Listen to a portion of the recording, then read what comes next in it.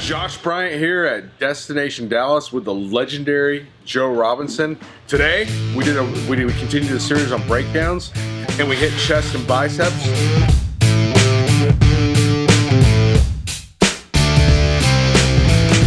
So as you know, the breakdown, if you haven't seen it yet, go to the original video and we kind of explain what it is, but we're going basically a very heavy set. We're going a medium set, so very heavy, almost like power set, 4 to 6 reps. Here we go. Come on.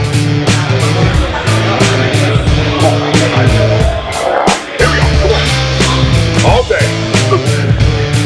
Yep. Easy.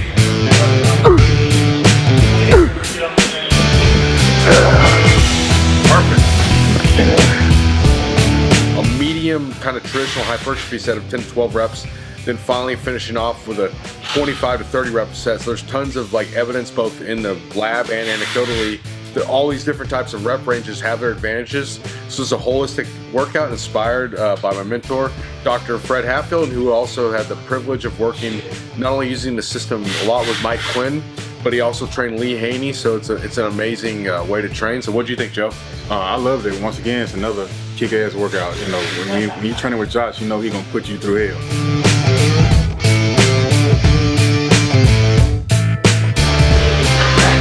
20. Yeah, come on. Come on. 3. Come on. Come on. Yeah. Yep. Good. Made it. Yeah, and one of the other things with me, normally how I train real fast, like boom, boom, boom, boom.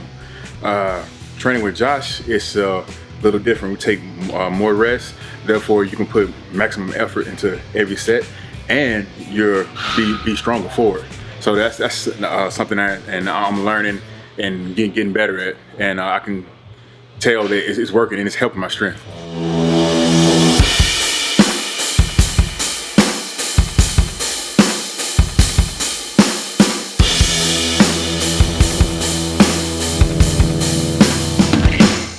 If you're, let's just say hypothetically watching this, you're a powerlifter and you're going for you want to go more of the bodybuilding route, hypertrophy, aesthetics, whatever, you're going to benefit a lot from those shorter breaks like he's talking about, the bam, bam, bam, bam, bam, finish it quick. But somebody's primarily, it's not like Joe's, unless I'm mistaken, you're not like a powerlifter, no. Switch over to bodybuilding, no. Pure bodybuilder. So he's trained that way so often, this is like a whole new stimulus. It's sort of like, it's almost like you talk about newbie gains and stuff.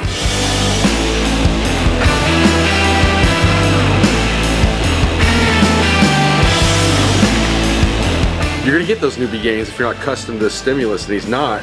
So it's gonna be huge. So watch out. So, but I mean, this is gonna be a huge benefit for him. And in sort of the exercise we picked today, obviously, we've talked incline dumbbell press at a 20 degree there. It's just kind of keeping it at that angle where it's not so high that it becomes, a quasi shoulder press. Okay, and then we hit one of the dips, get a good forward lean, and so on the dumbbell press, you got up to 160s a day for the top set. But on the dips, you only went up to 100 before, which I say only, obviously that's a very respectable weight for somebody that weighs 270, 280, 280. So obviously, but I'm saying he doesn't do dips a lot except as a finisher at the end of the workout. So it wouldn't be wise to say, all right, we're going to load up to 180, today, and let's just pray nothing happens type of thing. We use a little more methodical, intelligent approach there. Then of course hit the flat cable flies. So I mean, if there's any doubt on those, just watch what's happening to the chest. I mean, I don't need like a scientific symposium here to tell that his chest was about out to here by the end of it. Also with that doing, so say, hey, you've talked before about muscle intention, really focusing on the muscle and not going too fast in those movements, but Joe was going a little fast. However, he's such an astute, seasoned bodybuilder that it was obvious what's happening. He has such good muscle intention that I just got the hell out of the way and let him do what to do once I told him what to do. I mean, hey, you're doing that style. Well, obviously what's we were going to happen is happening. So that's why we did it that way. With the different, say, elbow flexors, because we're not just specifically biceps. But anyways, so we started off with a kettlebell towel curl, okay? We were going to actually start off with the drag curls on the Smith machine.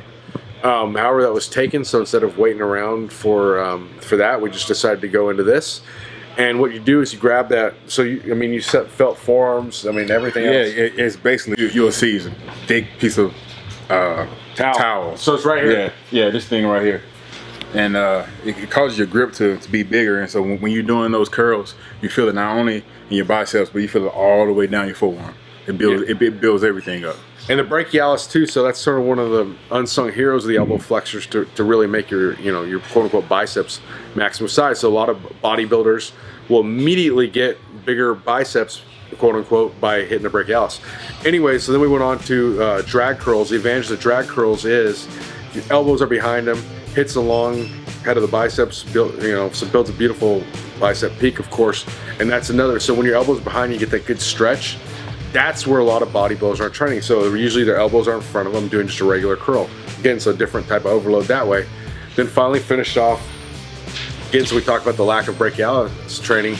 That with a regular hammer curl, we actually put a stretch on it too, by putting the incline about 55 degrees. So a very mild stretch.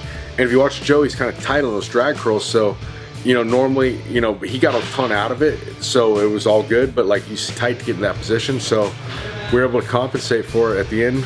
And so basically went with, he's an advanced bodybuilder and he's filling the right spot, kept his elbow behind him and rolled with it, and then finished with those incline dumbbell hammer curls, just at 55 degree, making sure he gets a stretch at the bottom, because a muscle under stretch is muscle under load. So there's how we do it.